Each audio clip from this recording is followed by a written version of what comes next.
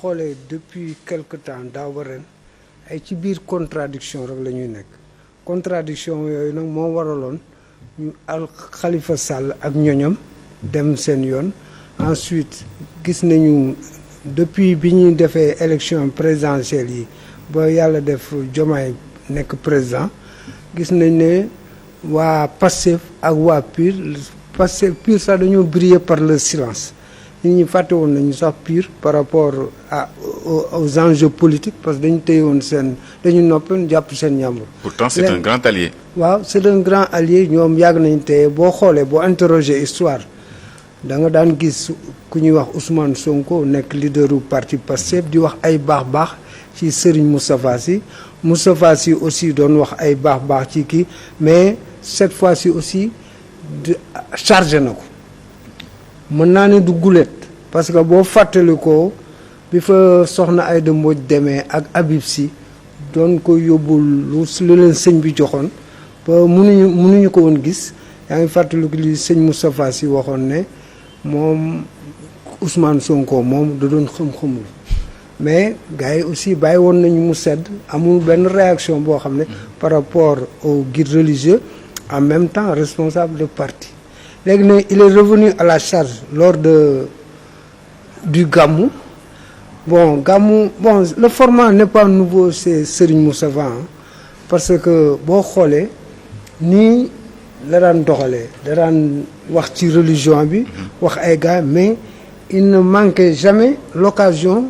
de tirer sur le pouvoir boo xoolee il a été man nee naa sax il est moins dur avec le régime actuel que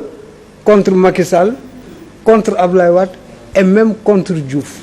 donc ça veut dire que l'histoire se répète léegi nag qu'est-ce qu'il faut retenir de ça ça veut dire que les deux partis ne sont pas en bons termes actuellement te on va vers des échéances même mi ngi koy tëkku sax di ko wax législative yi di ñëw di maa ngi lay xaar ci législative yi qu'est-ce que cela veut dire il va tendre vers d'autres entités pour dem ak ñoom wala moom moo xam daal lu muy def mais ce qui est sûr daal le clash est consommé bon am na nag ñuy wax di ci jéem a di ci wax pour jéem a jubóole leen mais boo gisee ñële indifférence bi ñu wone ak silence bi ñu wone ça veut dire que ils ne sont pas prêts à entrer en contact avec le président du parti PUR en même temps un guide religieux donc ça veut dire que les dés sont jetés et que inéluctablement on va vers la rupture entre les deux entités léegi nag est-ce que mën na ko yàqal en termes de kii en tout cas nous sommes en politique te politique addition moo gën soustraction. surtout contexte bi ñu nekk l'opposition est en train de s'organiser. te ñoom aussi ñoo mës a nekk ensemble depuis quelques années donc je crois que s'ils peuvent arrondir les angles c'est une bonne chose mais nag magum jëm kenn mu leen forcer ne nii ngeen di def wala nii ngeen di doxale ñoom bu ñu xoolee objectivement est-ce que être avec Serigne Moustapha Sy am na ci ñoom intérêt wala ne pas être ñoom ils vont réajuster parce que la politique aussi au Sénégal c'est la gestion des opportunités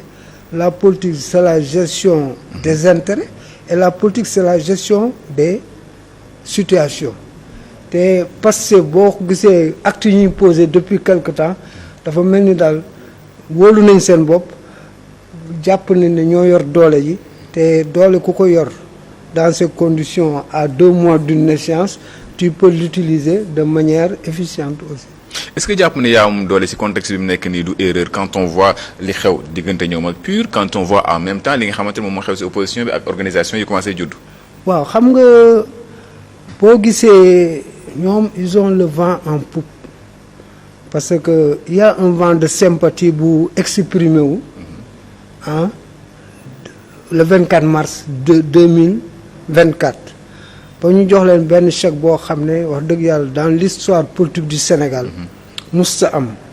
opposant nga gagné au premier tour avec un score aussi intéressant loolu musul am dans l'histoire politique et nag boo jàppee loolu ak nit ñi li ngay gis li ngay for par-ci par-là il ne suffit pas de faire un sondage très technique mais il suffit de se rendre dans les milieux publics nga interroger ñu bari da lay won ne am nañu seen cofeel am nañ seen cofeel te jox nañ leen bopp jox nañ leen kii mais nag xam nga la présidentielle c'est le rendez-vous d'un homme avec son peuple mais les législatives c'est le rendez-vous de plusieurs hommes surtout dans leur localité avec leur peuple te la départementale dafa am solo ci élection yi parce que foofu raw gàddu la donc ku mën a am département yi am solo yëpp boo ko amee après day jouer dans la nationale et puis da lay jox score bu intéressant en tout cas fi mu toll nii rien n'est gagné d'avance te l'erreur à ne pas commettre c'est dormir sur son laurier wala nga jàpp ne yow jël nga ndam li te demagoo ca làmb ja donc ça veut dire que les surprises peuvent arriver mais l'essentiel ku nekk ku jàpp ne war nga doxal na nga doxal mais tout en sachant aussi que ñi nga seqal langi say nawle lañu te ñu jar a jël en considération lañu quoi. ñi mu sekkal langue bi di kujje gi jamono ji ñoom ñi ngi organisé wu am na au moins ñaari organisation yoo xamante ni am na doole mën nañ ci tudd ATEL di Alliance pour la transparence des élections législatives il y a aussi le Front social républicain muy ñaari kuréel yoo xamante ne waaye kujje gi ñoom ñoo ko taxawal jamono ji bu ñu taxawee ci bu njëkk bi d'abord ci composition bi xaaroon nga ko. waaw xam nga man dama ne rien de nouveau amul dara lu bees dans le ciel politique sénégalais. parce que ATEL daf may fàttali li fi xewoon en 2000 maanaam Abdoulaye Wade moo créé woon benn mbootaay mu tudd ko FRTE Front pour la régularisation et la transparence des élections parce que ñoom ci seen wàllu bopp dañoo yàgg a ŋàññ ne président Abdou Diouf dafay kii nu mu tuddee président Abdou Diouf day labaj élection yi. ñoom loolu la ñu mës a jàpp chaque fois bu ñu gañee élection rek. régime bi nekkoon au pouvoir Ablaye Wade li muy njëkk def mooy les élections ont été truquées nangamana c'est de la fraude ñu wax génn ay résultats fii ils avaient un journal à l'époque qu'on appelait Soppi ñu génn seen résultat ne dañuy former seen gouvernement parallèle mais yooyu du mujj fenn parce que la légalité était de l'autre côté léegi nag ñu ñëw ba 2000 mu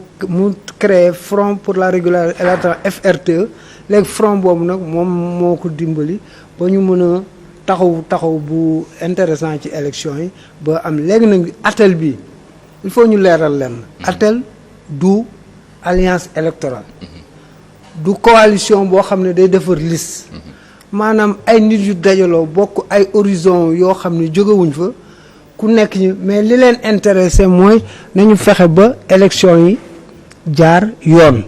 léegi nag ci biir loolu nag ñi ngi teg ay stratégie léegi nag ñi ngi mettre la pression sur le pouvoir en place parce que ñoom dañoo li leen gën a naqari mooy jotuñu am concertation parce que baaxoon nañ ci sunum réew bu élection amee nit ñi dañuy concerté wu pour les actions majeures léegi nag d'ailleurs dans ce sens le ministre de l'Intérieur convoqué le partie prenante demain pour ñu def ay léegi nag ATEL boobu ndax dina am matière à kii léegi nag pour cela aussi il faut régime bi def attention parce que ñoom programmé nañu le 27 pour def benn manifestation bon ñu bëri aussi jàpp nañ ne doon nañ ko ruumalaan ne le 27 aussi le PASTEF dañuy def benn déjà sax lancé nañu candidature à la députation léegi ñoo wax nañu seeni ñoñ waa PASTEF ñoo wax seeni ñooñ ku bëgg a nekk candidat am na noo war doxalee à partir d'aujourd'hui nga joxe sa am na ay conditionnel de c'est pas la peine d'y revenir mais ñoom xam nañ ko am na ay conditions léegi nag bu loolu amee waa PASTEF bu ñu defee est-ce que dafay amaat beneen candidature pour ñeneen ñi bokkul PASTEF c'est ça la grande question est-ce que PASTEF nii ñuy doxalee nii naruñu bedd ñeneen ñi léegi avant ça sax léegi pour manifestation la léegi l'erreur à ne pas commettre mooy fexe ba nga bañ leen ko tere parce que boo leen tere tu leur donnes un os à croquer dinañu wër monde bi yëpp te xam nga le Sénégal fi mu toll nii ñëpp ñu teg bët dañ ne réew mi amul démocratie réew mi du état de droit donc yooyu moom nañ ko moytu bañ leen tere ku fi bëgg a manifester wala mu rassembler ngir la booy leen ko parce que loolu ngeen doon kaas ku ko mës a def ngeen kii bàyyi leen nit ñi manifester lu wax li leen naqari wala rassembler loolu wàññiwul dara c'est la démocratie moo laaj xalaat yu wuute gis-gis yu waroo ak bëgg-bëgg yu wuute. alors on verra ndax dinañ encadrer manifestation boobu war a am le 27 te waa ATEL alliance pour la transparence des élections daal di koy amal mais transparence mooy terme bi nga xam ne moom mooy gën a interpeller ci tur bi ñu tuddee boobee alliance bu ñu gisee li xew mars ak l' élection présidentielle est-ce que mën nañ tiit wàllum transparence ci élection bi. bon xam nga nag Assane sunum réew ku perte rek loolu ngay mës a wax gisoo 2007 bi Ablaye Wade gagné premier tour lan leen la wax. Ablaye Wade dafa sàcc élection ba tey kenn mënu la génneel